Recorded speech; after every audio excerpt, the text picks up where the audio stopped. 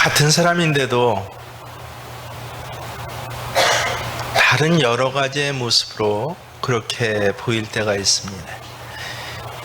저희 학교에 제가 대학교 3학년 때서야 처음으로 이제 기숙사가 세워졌습니다.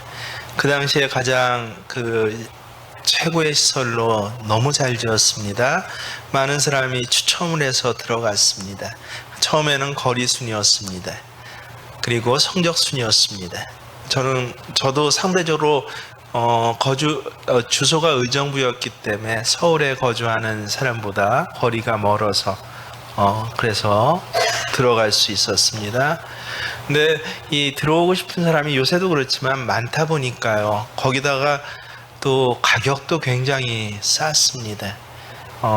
학교 앞에서 자취하는데 한 달에 제가 기억하기에 한 3만 원 정도, 3만 원에 4만 원 그 반값이, 한 달 반값이 그랬습니다. 그런데 기숙사는 한 학기 내내 있는데 밥까지 하루 3끼 다 주면서 16만 원인가를 받았습니다. 얼마나 쌉니까? 서로 들어가려고 하니까 또 저희가 신학교가 모태이니까 아주 규율을 그 다음부터 엄하게 했습니다.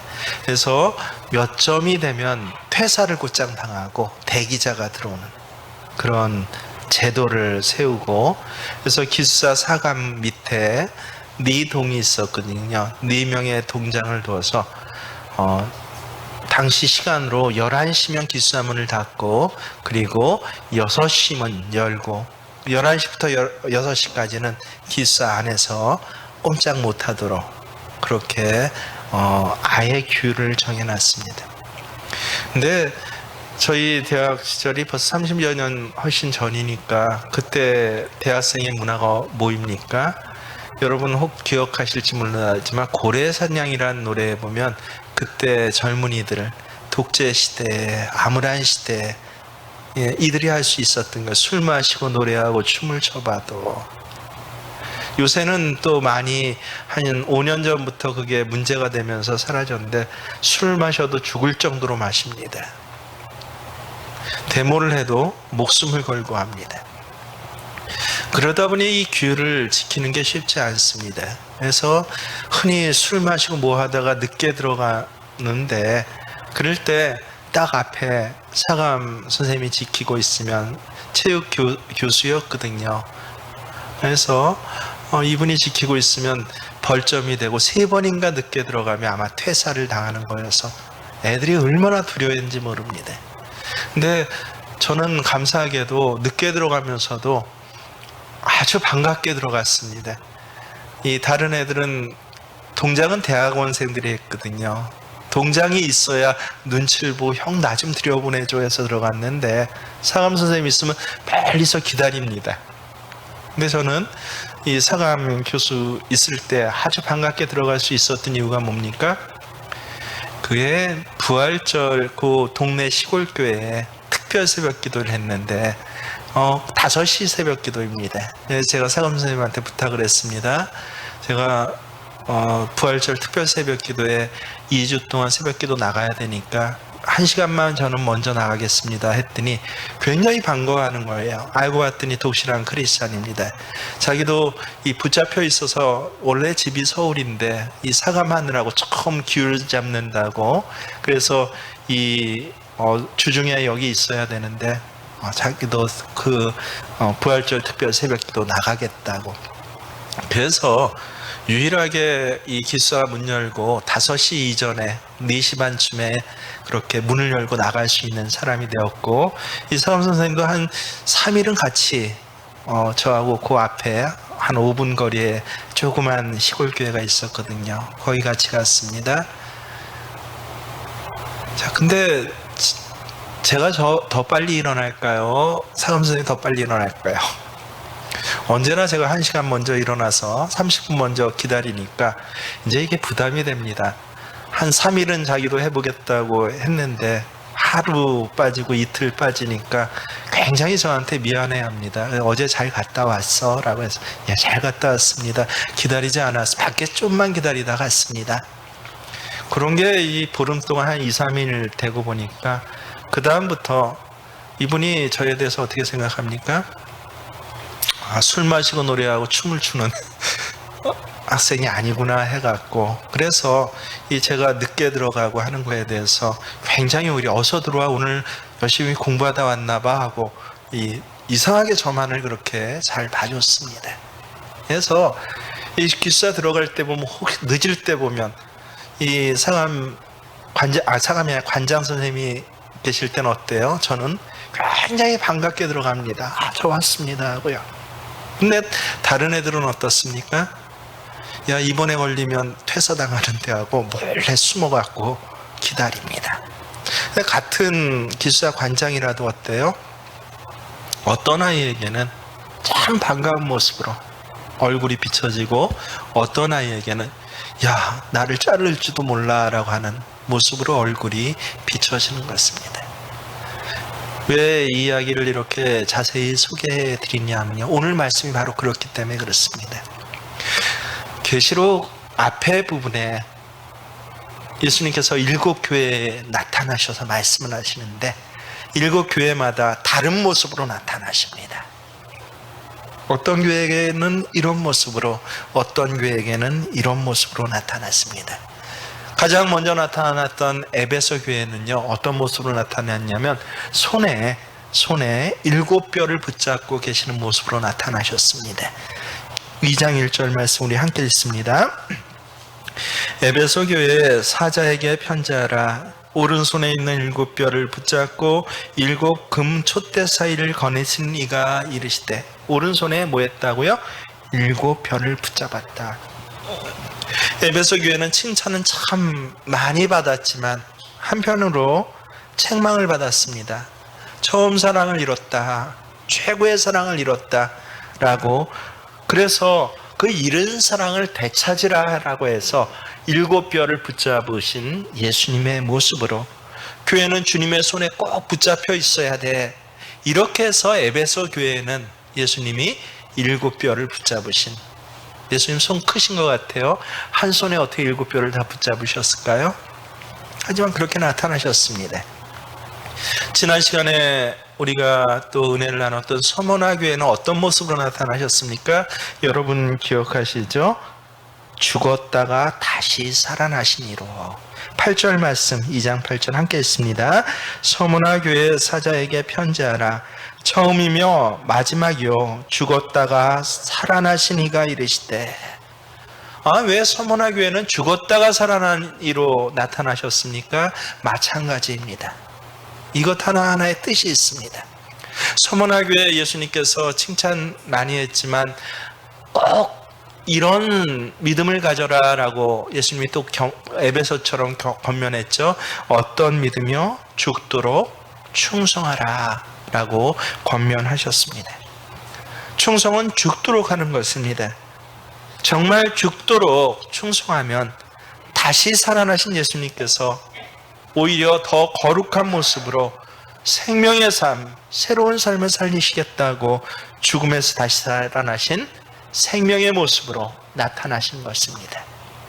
그래서 야, 죽었다 다시 살아나시니까 서머나 교회는 야, 예수님께서 죽었다 다시 살아나신 것처럼 내가 이 땅에서 죽도록 충성할 때 오히려 더 부활의 삶이 나에게 있어라고 소망을 가지도록 그렇게 죽었다가 다시 살아나신 이로 나타나신 것입니다. 오늘 버가모 교회에 말씀하실 때는 예수님이 어떤 모습으로 나타나셨다고 합니까? 좌우에 날선 칼을 드신 모습. 12절 말씀 함께 읽겠습니다. 버가모 교회 사자에게 편지하라.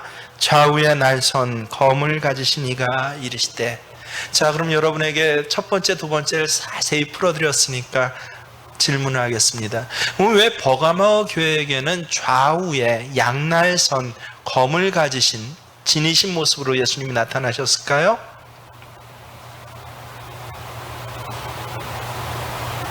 우리가 구약의 사건을 조금 되짚어보면 그렇구나 하고 충분히 알 수 있습니다. 하나님께서 혹은 하나님의 사자가 칼을 들고 나타나신 때가 구약 사건에 몇 번 있었습니다. 첫 번째는 바로 출애굽해서 광야 생활을 다 끝내고 이스라엘 백성들이 드디어 약속의 땅으로 들어가기 직전에 그때 여호수아에게 나타나신 것입니다. 여리고성을 눈앞에 두고 있었을 때 여러분 요단강 건너서 이제 해야 할 일이 많아요. 먼저 큰 전쟁을 준비해야 합니다. 그래서 방어 진지를 구축하든지 아니면 조그만 마을 몇 개라도 뺏어갖고 병창기지라도 만드는 것, 이게 전략적으로 옳은 일일 것입니다. 근데 여호수아가 지도자가 되어서 백성들에게 뭐라고 합니까? 하나님 말씀에 순종해서 다 할례 받으라. 할례 받으면 일주일 동안 일어나질 못합니다. 아니 큰 전쟁을, 그것도 뭐 멀리 떨어져 있는 게 아니라 눈앞에 바로 앞두고 싸울 만한 모든 남자는 다 할례를 받아, 그것도 한 들판에서, 그러니 이건 전략적으로 보면 너무 바보 같은 짓이요. 그리고 적들의 입장에서 보면 저거 봐라, 와서 나 좀 죽여주세요 하네 라고 하는 그런 일이었습니다. 근데 할례 받아서 일주일 동안 엎드려 있는데도 그것을 지켜보면서 가나안 부족들이 이스라엘 사람들에게 쳐들어오지 못했다고 합니다. 왜 그렇습니까? 두려움을 줬기 때문에 그렇습니다. 왜 두려워했나? 그게 성경에 나옵니다. 여호수아가 이 여리고성을 살펴보고 있을 때 한 번도 본 적이 없는 큰 장수가요, 칼을 빼들고 자기 앞을 지나가는 것을 보았습니다. 그래서 당신은 누구입니까? 우리 편입니까? 저 가나안 사람 편입니까? 라고 묻습니다. 그때 그 칼든 장수는요, 나는 여호와의 군대 장관이다 라고 말씀했습니다. 그래서 사람들은 몰랐어요. 가나안 사람도 몰랐어요. 다 엎드려져 있는데 왜 저를 쳐들어가지 못할까 했더니 나중에 알아보니 여호와의 군대 장관이 누굴 지키고 있었어요? 할례 받고 엎드려져 있는, 말씀에 순종해서 엎드려져 있는 이스라엘 백성들을 지키시느라고 그 앞에 칼든 채 서 있었더니, 그것이 가나안 사람들에게 뭐로 느껴졌습니까? 큰 두려움으로 느껴져서, 그래서 실제 여호와의 군대 장관을 보진 못했지만 그 두려움의 큰 성령의 감동이 온 가나안을 휩싸고 있어서 감히 엎드려져 있었지만 이스라엘 백성들에게 쳐들어오지 못했다라고 하는 것입니다. 이게 칼든 하나님 혹은 칼든 여호와의 사자의 첫 번째 나타나는 모습이에요. 두 번째 나타나는 모습도 비슷한 시기에 나타납니다. 이 발람 선지자의 때에 나타났습니다. 이 발람은 이방인이었지만 하나님의 음성도 듣고 또 하나님의 예언도 선포하는 참으로 영감 있는 선지자였어요. 이스라엘 백성들을 절대 저주해서는 안 된다라고 하는 하나님의 말을 듣고도 근데 홀딱 넘어갔어요. 뭐예요? 모압 왕 발락의 이 돈에 넘어갔습니다. 첫 번째, 두 번째 안 되니까 세 번째 더 큰 돈을 가지고 관직까지 주겠다고 하니까, 그러니까 하나님의 선지자임에도 불구하고 그 돈이 탐나고 관직이 탐나서 모압 왕 발락 편으로 붙어 갑니다. 그래서 모압 왕 발락에게 가는 길에 이 중간에 가다 보니 나귀가 갑자기 멈춰서는 것이에요. 그래서 회초리로 나귀를 때리면서 어서 가자 이놈아 라고 했는데, 때리니까 나귀가 아프니까 어떻게 해요? 앞으로 가야 되는데 가지는 않고 몸을 갖다 좌우로 막 비비는 것입니다. 그래서 옆에 있는 벽에 이 나귀를 타고 있던 발람의 다리가 쓸려서 상처가 납니다. 이 발람이 너무 화가 나서 내려갖고 나귀를 그냥 큰 작대기로 때리려고 했더니 세상에 성경의 처음으로 마지막이자 처음으로 나귀가, 짐승이 말을 합니다. 야, 이 바보야, 너는 저 앞에 있는 여호와의 사자가 보이지도 않냐? 칼을 들고 너를 죽이려고 서 있는데. 그때서야 이 발람이 눈을 다시 떠서 바로 앞을 쳐다보니까 여호와의 사자가 뭐하고 있었다고요? 칼을 들고 하나님의 말씀을 어기고 돈에 눈멀어서 모압 왕 편에서 이스라엘을 저주하려고 했던 이 발람을 쳐 죽이려고 서 있었던 것입니다. 나귀는 보았는데, 짐승도 보았는데, 선지자라고 하면서 돈에 눈이 머니까, 욕심에 눈이 머니까 짐승도 보는 것을 사람이 못 보고 죽을 뻔했던 사건이 있었습니다. 그래서 이 두 가지 대표적인 사건을 생각할 때 여러분, 좌우에 날선 검을 든 예수님의 모습은 어떤 모습인지, 왜 그냥 검을 들지 않고 좌우에 양날선 검을 들고 서 계신 모습으로 버가모 교회에 나타나셨을까? 여러분도 조금만 생각해 보면 이제 추측을 할 수 있습니다. 왜 그렇습니까? 한편에서는 할례 받고 엎드려져 있던 이스라엘 백성들을 지키시는 검입니다. 한편에서는 발람과 같이 하나님의 선지자였음에도 불구하고 욕심에 팔려서, 돈에 팔려서, 상황에 팔려서, 그래서 말씀에 불순종한 자들을 모하기 위해서 심판하시기 위한 검인, 좌우에 날선 검인 것입니다. 그래서 동전의 양면과도 같습니다.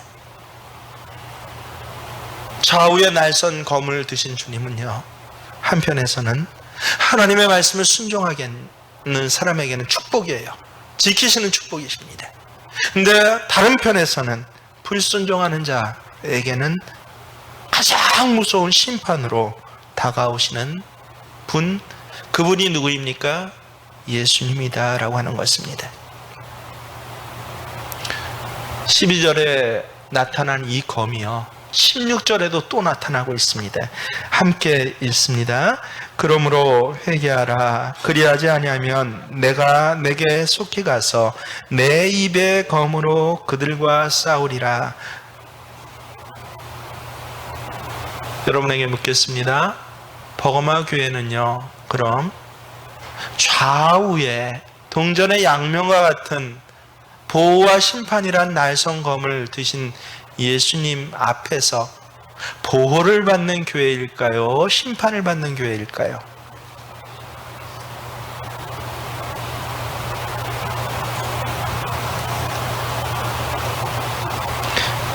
여러분이 성경을 다시 한번 이제 요 정도 성경의 이해를 가지고 읽으면요, 금방 그 뜻을 알 수가 있습니다.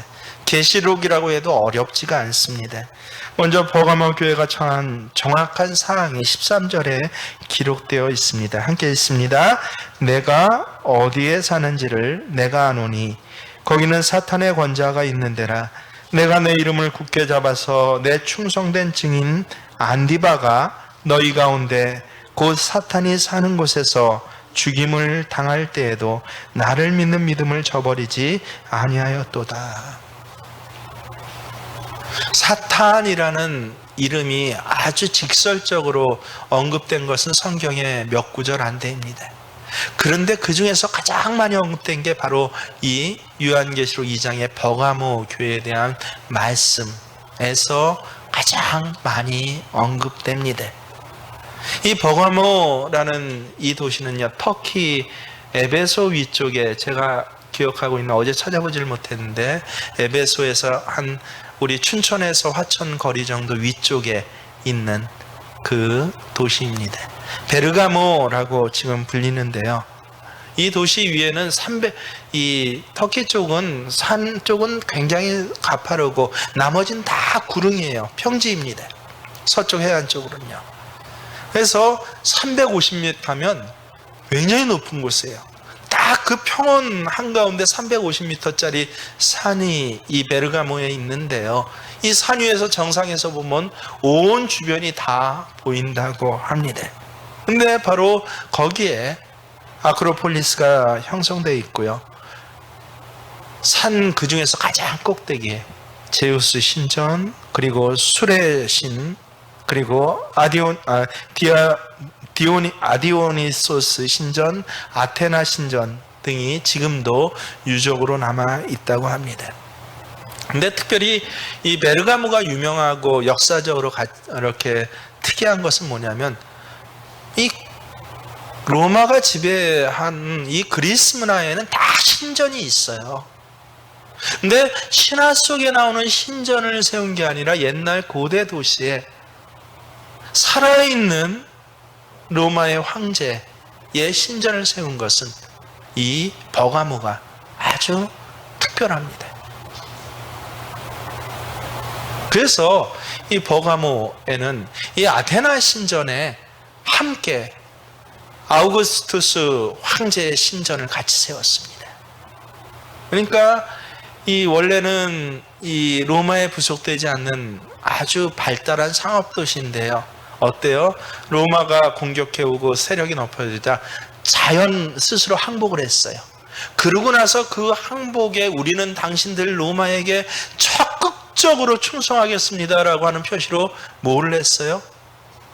세상에 그 어디에도 세워지지 않았던, 어느 도시에도 세워지지 않았던 황제의 신전, 황제의 기념궁이나 뭐 그런 건 세울 수가 있어요. 근데 황제를 신으로 숭배하겠습니다, 우리는 하면서 로마 황제의 신전을 세운 것이 도시가 어디예요? 버가모입니다. 아주 특별해요, 역사가들에게도.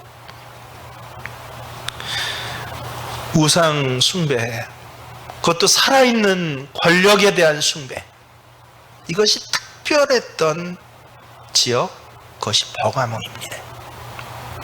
거기다가 BC 4세기 초부터 이 도시에는 의학의 신인 아스클레피우스를 숭배하는 신전과 세계 최초의 현대적 의미의 병원 시설이 그래서 들어서게 됩니다.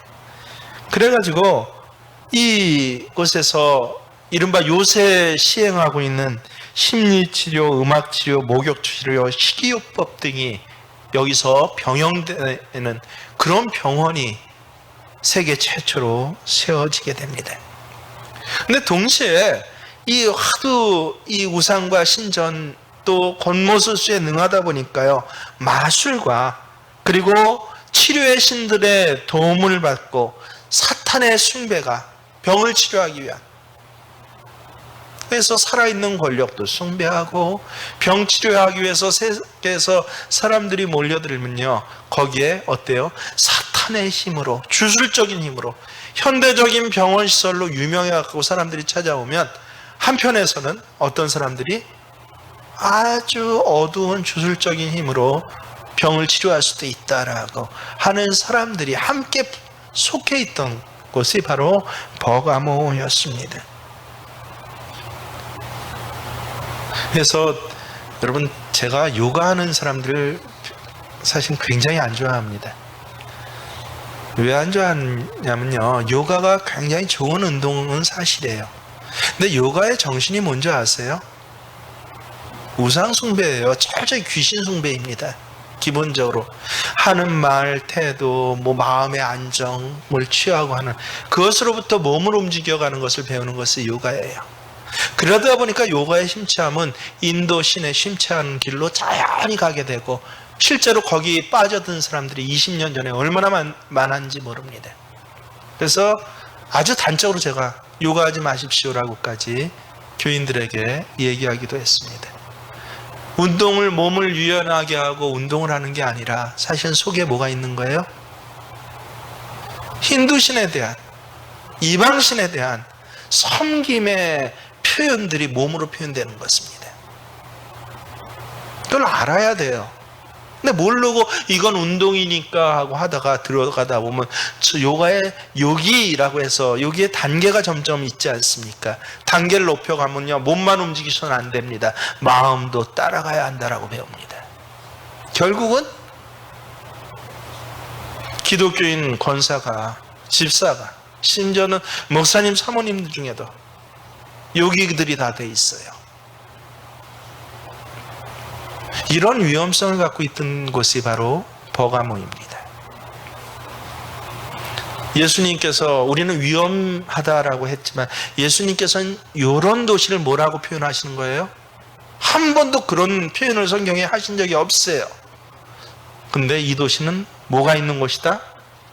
사탄의 권자가 있는 곳이다. 아, 마지막 시대에는 이러한 도시가 그 어떤 타락한 도시보다 사실은 소돔과 고모라보다 훨씬 더 위험한 곳이구나. 사탄의 왕자가 다 자리 잡고 있어서 여기서부터 어떻게 해요? 사람들을 다 쓰러뜨리는 곳이구나 라는 것을 알게 됩니다. 바로 이런 사탄의 권자가 있는 곳에 버가모 교회 공동체가 세워졌습니다. 놀랍게도 이 버가모 교회는요, 이런 가장 지독한 악의 근거인 그곳에 살면서도 어때요? 놀랍게도 믿음을 지켰습니다. 13절 후반절에서 뭐라고 하십니까? 내가 내 이름을 굳게 잡아서 내 충성된 증인 안디바가 너희 가운데 곧 사탄이 사는 곳에서 죽임을 당할 때에도 나를 믿는 믿음을 저버리지 아니하였도다. 초대교회 가장 유명한 이 예수님 제자 다음 세대의 순교자가 누구냐면요, 폴리캅과 서머나의 폴리캅 감독과 그리고 이 버가모의 안디바 감독이 순교자입니다. 믿음을 지키기 위해서 가장 사람들에게 존경받고 본이 되는 순교자를 배출한 곳이 바로 이 버가모입니다. 예수님께서 뭐라고 그래요? 직접 내 충성된 증인 안디바가. 이 안디바가 특별히 알려진 것은요, 안디바를 죽였던 방법이 너무 끔찍해서요, 이 모든 우상이 섞여 있는, 특별히 뭐 어떤 심찬 영적 우상이 아니에요. 세상적인 이익과, 그래서 야, 우리는 우리 도시가 번영을 지키기 위해선 살아있는 황제라도, 이건 로마인들도 굉장히 수치스럽게 여기거든요. 황제조차 우리하고 동급이다라고 생각을 했어요. 로마인들, 정통 로마인들은요, 황제권을 아예 인정하지 못하고 우리는 아예 시민이다, 철인들이다라고 생각했는데, 오히려 변두리 지역에서 로마의 이익을 좀 보고자 황제조차 숭배할 수 있는 이 버가모, 그러다 보니까 정말 믿음을 가진 사람을 죽이는데도 기록에 남을 정도의 방법을 썼는데, 그게 뭔지 아십니까? 야외에다가 청동 가못솥을 걸어놓고요, 거기서 물을 가득 채우고 벌거벗겨서 그 안에 집어넣고 밑에서 어마어마한 장작을 떼기 시작합니다. 그래서 사람을 죽이는데 어떻게 죽인 거예요? 삶아서 죽인 거예요.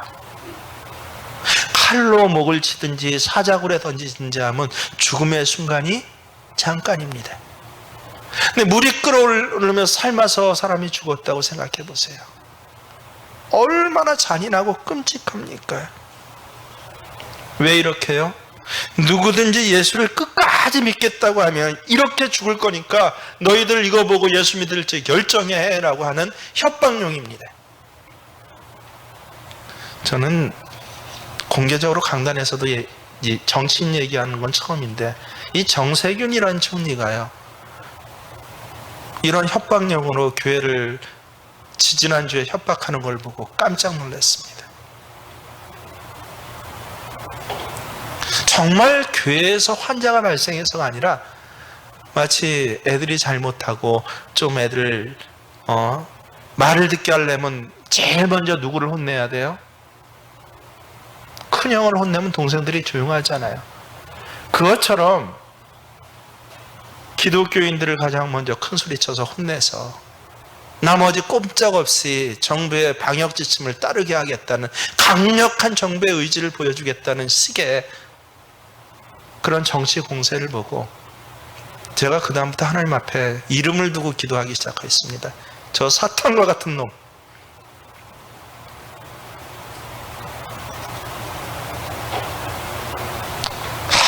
아주 나쁜 짓입니다.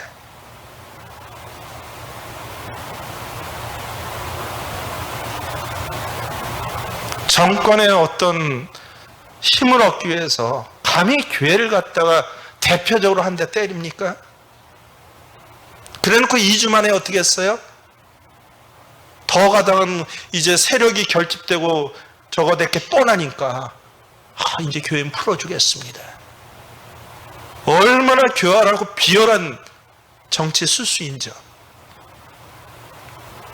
거기에 모든 기독교인들이 정신도 없이 그냥 부들부들 떨면서 이제 소그룹도 모이지 못합니다. 모두 못합니다. 모두 못합니다. 다 알아서 손드는 것이에요. 버가모와 같은 사건이 2주 전에 우리나라에서 벌어진 것입니다. 이렇게 끔찍한 방법으로 강력하게 죽이면 그 다음부터는 다 내 말 다 따를 거야.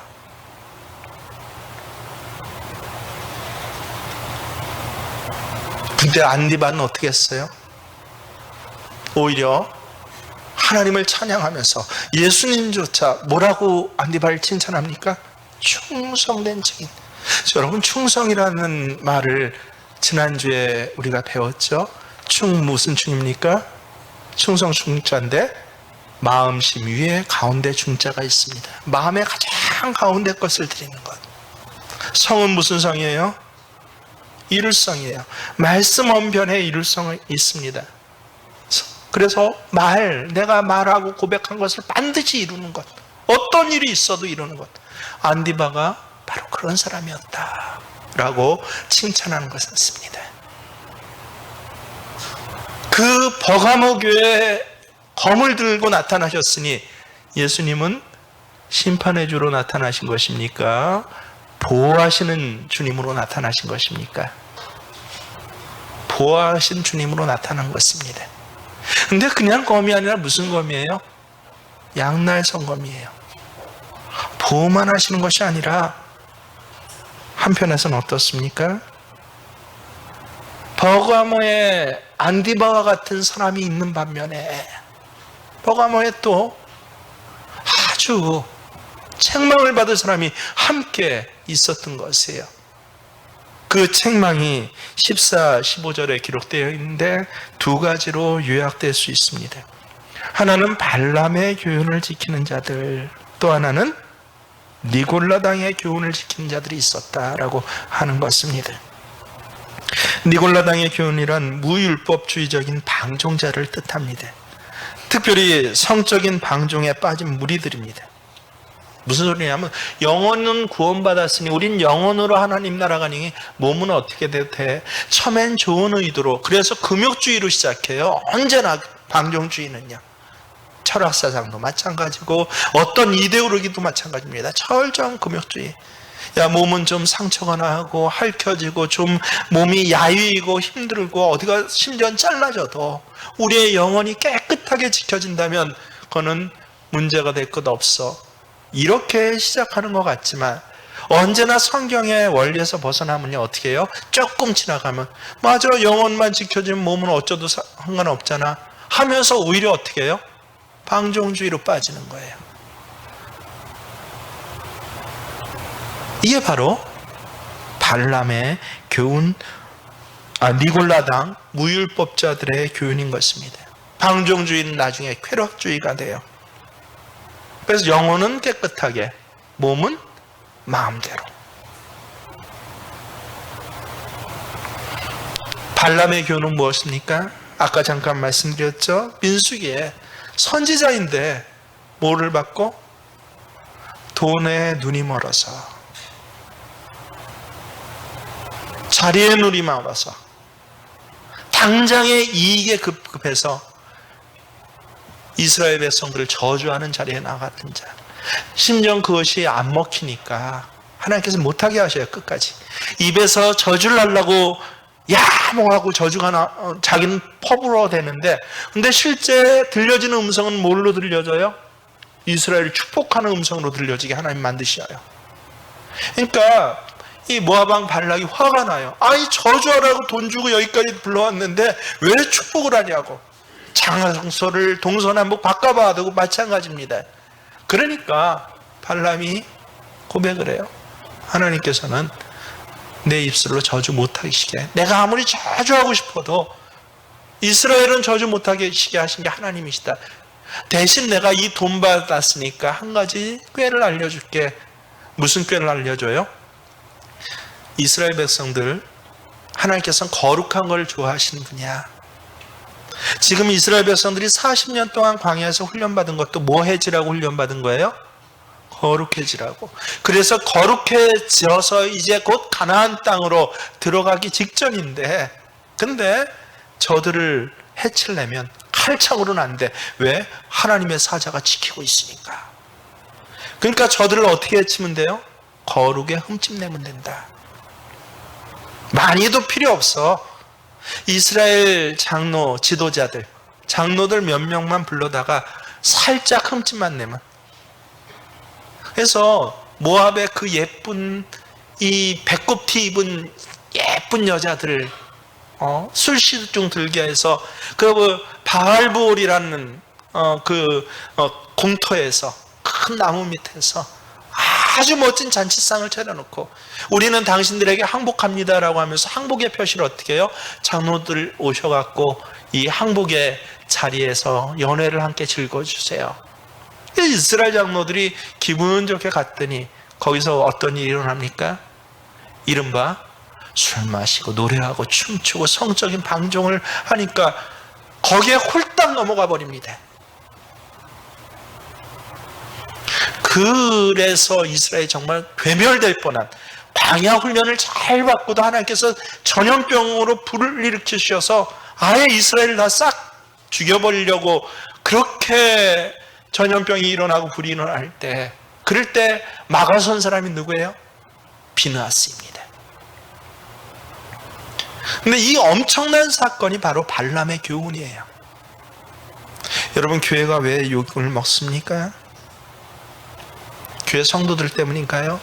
아니에요. 정확히 얘기하면 지도자들 때문입니다.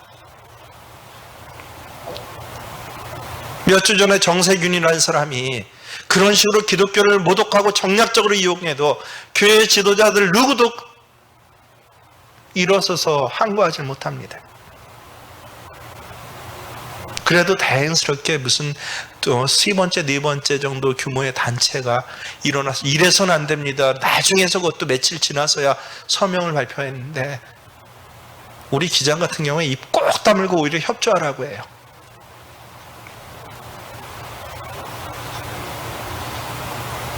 그래서 세상을 따라가게 만듭니다.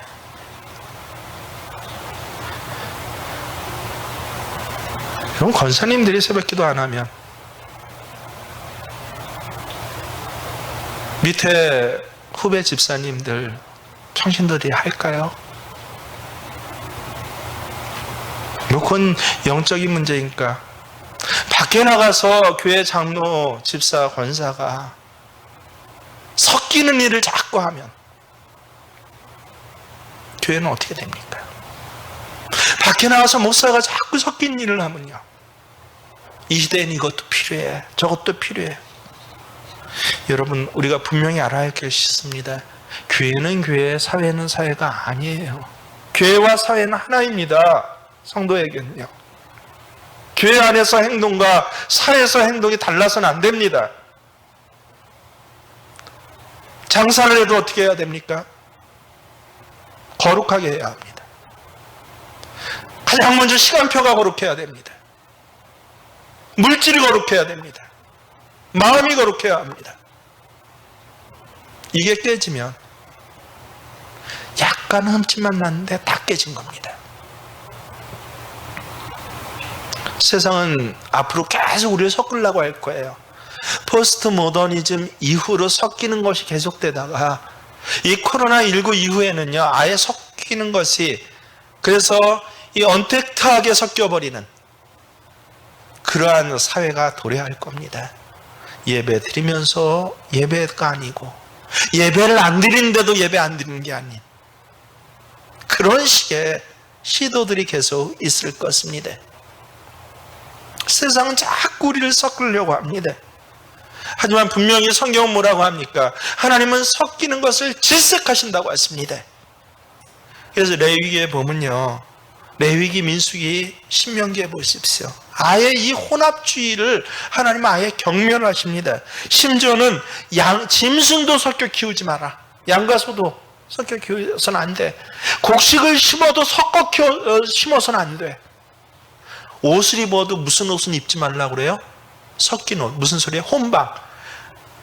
면옷이면 면옷을 입고 나일론이면 나일론 옷을 입지, 나일론하고 면하고 같이 섞인 혼방 옷은 입지 마.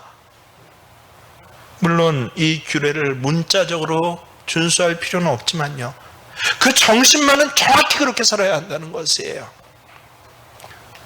기독교의 진리와 신앙은 섞을수록 변질됩니다.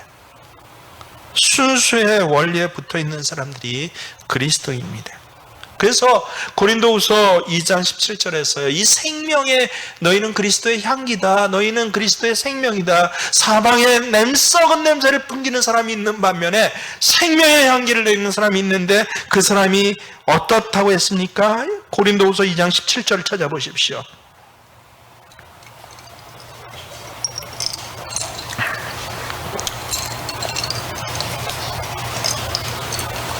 함께 있습니다. 우리는 고린도서 2장 17절 시작. 우리는 수다한 사람과 같이, 수다한 사람 뭐예요? 다른 사람들과 같이 하나님의 말씀을 어떻게? 혼잡하게 하지 아니하고 곧 순전함으로 혼잡돼서는 안 돼. 순전해져야 돼. 이게 생명이야. 아니면 다 하는 일이 다 우리에겐 뭐가 나요? 하는 일에 티가 나는데 두 가지 티가 난다고 바로 16절부터 쭉 보셔요. 하나는 생명의 향기, 그리스도의 향기 되는 티가 나고, 하나는 사망의 썩은 냄새의 티가 난다. 사망의 썩은 냄새와 그리스도의 향기, 이 두 가지 갈라지는 티를 내는 그 기준이 뭐예요? 섞여서는 안 돼. 시작점이 바로 섞이는 것입니다.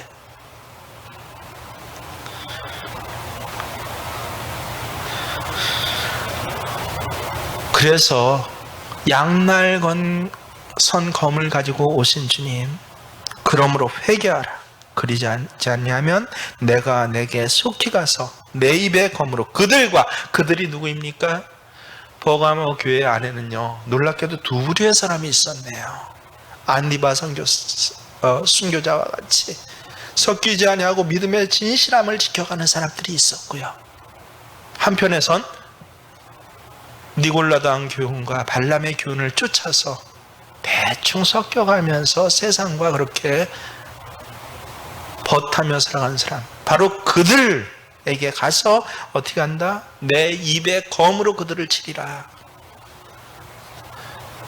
여러분, 예수님 재림 후에 하실 일이 아니에요. 지금 하시는 일이 있습니다.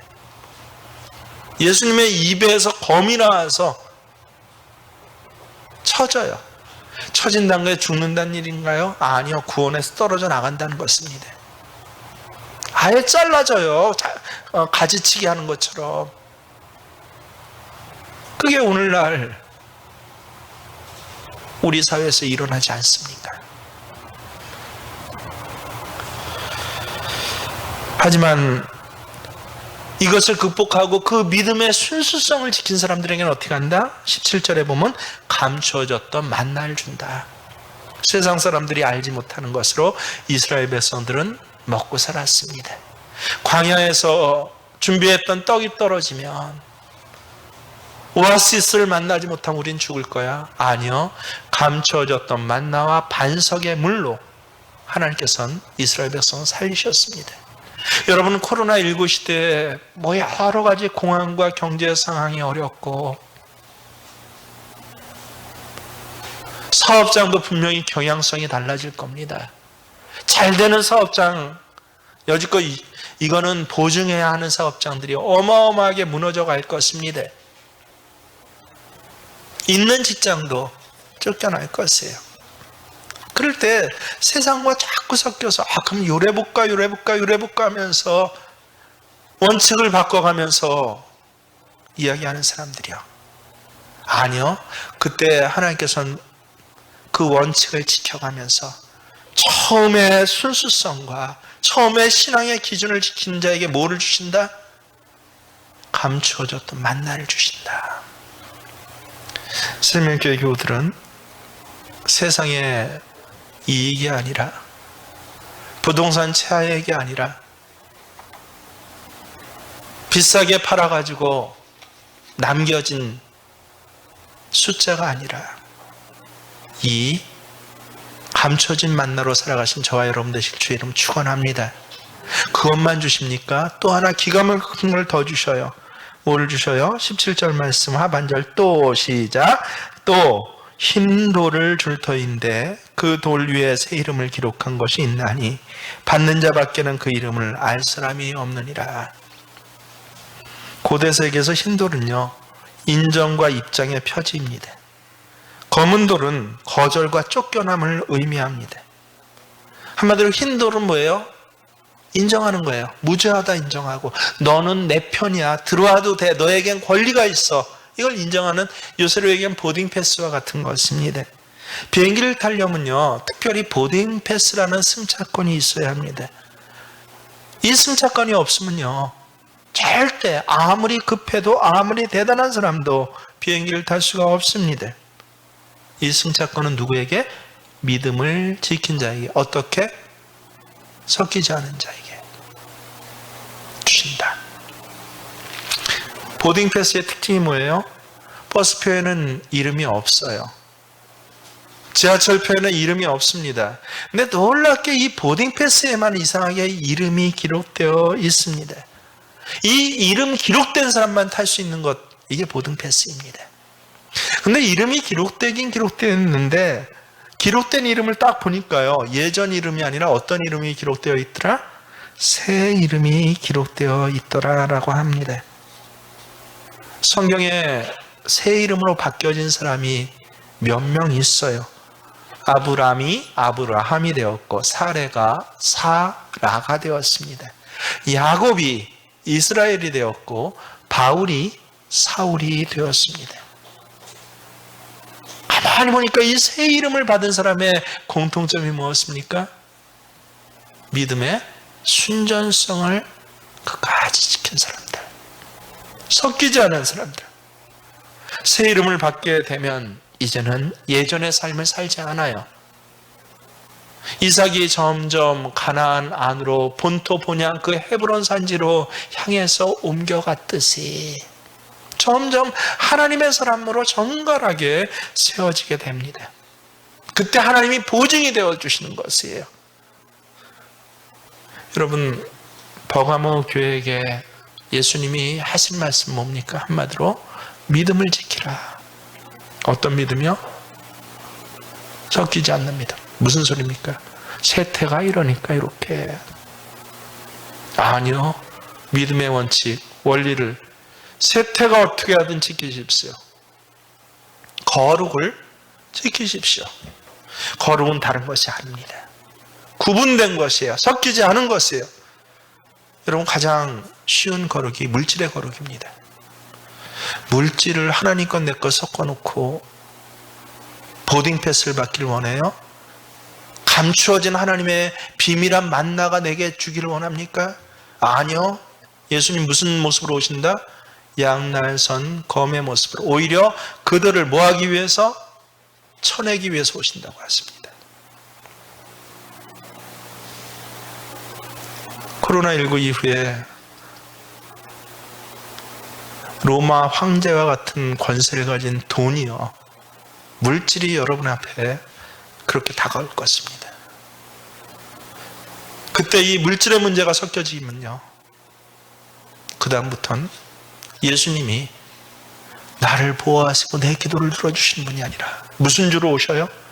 오히려 나 받은 구원까지 쳐내시는 분으로, 온갖 더 심한 유혹과 고난과, 이건 고생이에요. 고난이 아니라. 그걸로 점점 잘라내버립니다. 여러분, 아르바이트를 해도 어떤 사람은요, 점점 정직원이 돼요. 어떤 사람은 잘라져 버려요. 사업장을 해도 어떤 사업장은 점점 시간이 지날수록 어때요? 뿌리를 내려갑니다. 어떤 사업장은 야 처음에 좀 반짝한데 이게 뭐야? 이렇게도 바꿔보고 이렇게도 바꿔보고 시대를 계속 쫓아가 봤는데 점점 어떡합니까? 나중에는 사업장뿐만 아니라 그 자신의 신앙도 야, 이 사업장은 예수님의 사업장이에요. 말은 했지만 무슨 사업장이 문제예요? 자기 받은 9억까지 잘라져 버리죠. 뭐 되면? 섞여지면. 물질 섞지 마십시오. 여러분의 생에서 절대 물질 섞지 마십시오. 하나님의 거룩한 것을 구분하십시오. 그렇지 않으면 점점 오히려 사탄이 나를 시험하는 게 아니라 누가 쳐내시겠다? 예수님이 너를 쳐낼 거야. 시간을 섞지 마십시오. 하나님의 시간을 아예 나한테는 없는 시간입니다. 그래서 여러분 저처럼 기도하십시오.